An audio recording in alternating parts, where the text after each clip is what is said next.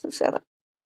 అంతవరకు నువ్వు ఈ క్రమత అనేది ఖచ్చితంగా ఆహారంలో కావచ్చు, నిద్రలో కావచ్చు, నువ్వు చేసే పనుల్లో కావచ్చు, ప్రతి దానిలోని కూడా అతిని విడిచిపెట్టి మనం మసలవలసొస్తుందనమాట. అలాగే యూరోపియన్‌లో అంటే మేము ఒక రకపు ఆహారానికి అలవాటు పడిపోయాం కదా! మరి దానిలో మార్పొస్తే మా ఆరోగ్యం దెబ్బతినేస్తుంది. మా మనసును నీరసించేస్తుంది. ఈ దేహారోగ్యం అంతా మరి మేము ఎలా మరి దేహానికి కొంత ఆరోగ్యం కావాలి కదా! ఈ ఆరోగ్యం మేము నిలుపుకోనవసరం లేదా? అంటే దేహాన్ని ఆరోగ్యంగా ఉంచుకోవటం అవసరమే. ఇక్కడ భగవాన్ చెప్తున్నారు. దేహం బలం బలహీనమైన కొద్దీ మనస్సు పటిష్టమవుతూ ఉంటుందనమాట. దేహం బలహీనమైపోయిన కొద్దీ మనసు గట్టిగా బలం కలిగి పటిష్టంగా అవుతుందనమాట. అందుకని ఎలా అయినా సరే కొంచెం ఆహారం కాడ ఎవ్వరైనా అది యూరోపియన్‌లు కావచ్చు, లేకపోతే ఇండియన్‌లు కావచ్చు, ఎవరైనా కావచ్చు.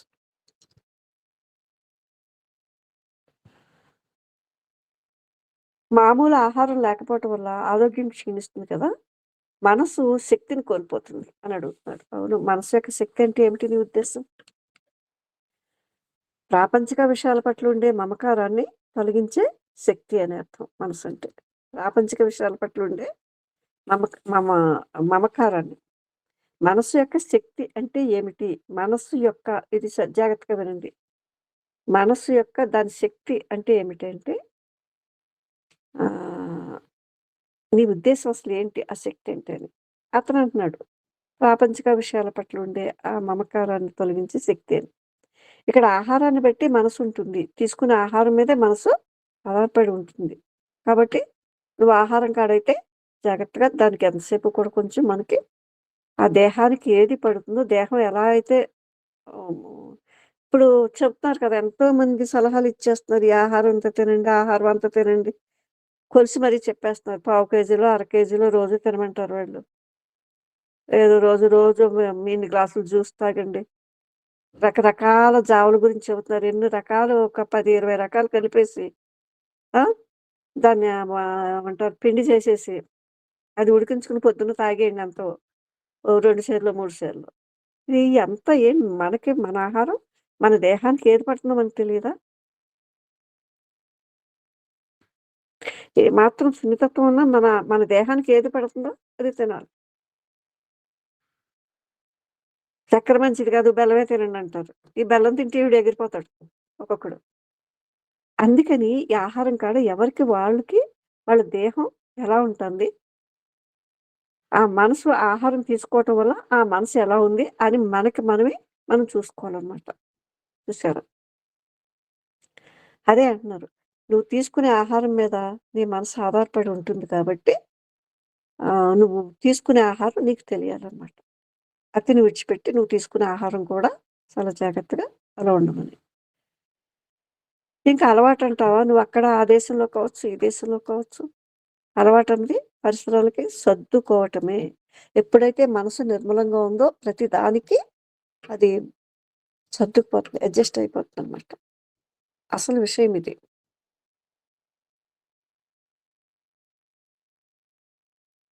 అప్పుడేంటంటే కొన్ని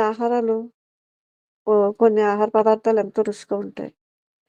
లేదా కొన్ని మ మంచివని మనసుకి ఒక తర్ఫీదు ఇచ్చేసామనమాట. ఇదే బావుంటుంది, ఇది బాగోదనేది. అలాగే శాకాహారం కావచ్చు, మాంసాహారం కావచ్చు.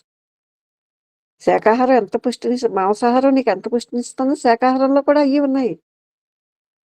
అది బలాన్నిస్తుంది. ఎటొచ్చి మన అలవాటనమాట అది.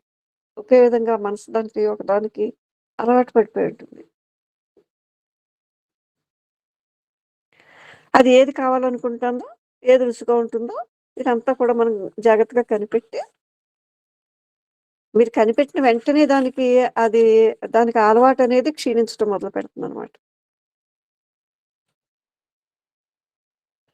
అయితే భగవాన్ ఇక్కడ ఆత్మ సాక్షాత్కారం పొందిన వాడికి ఆహార నియమాలు ఉన్నాయా? లేవు. లేవు. ఎంత మాత్రం ఆహార నియమాలు లేవు. అతను తీసుకునే ఆహారం వల్ల అతడు ప్రభావితుడు కాడు. అతడు స్థిరుడు. వాళ్ళు తింటున్నారు కదా అని మనం కూడా తినేయకూడదు. మనది వేరుగా ఉంటుంది. వాళ్ళకి ఆహారం వల్ల ప్రభావితులు కారు. మీకు అర్థమైందా? అతను తీసుకునే ఆహారానికి ఏ నియమ నిష్టలు లేవు. విధి నిషేధములు లేవు.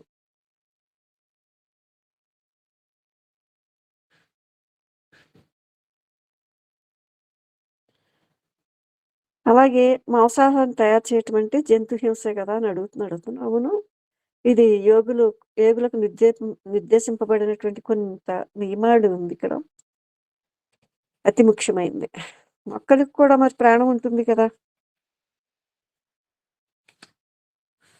సరే మొక్కలకి ప్రాణం ఉంటుందని అడుగుతున్నావు కదా! మరి నువ్వు కూర్చున్న నాపరాయికి కూడా ప్రాణం ఉంది. రాయిలో కూడా ప్రాణం ఉంది.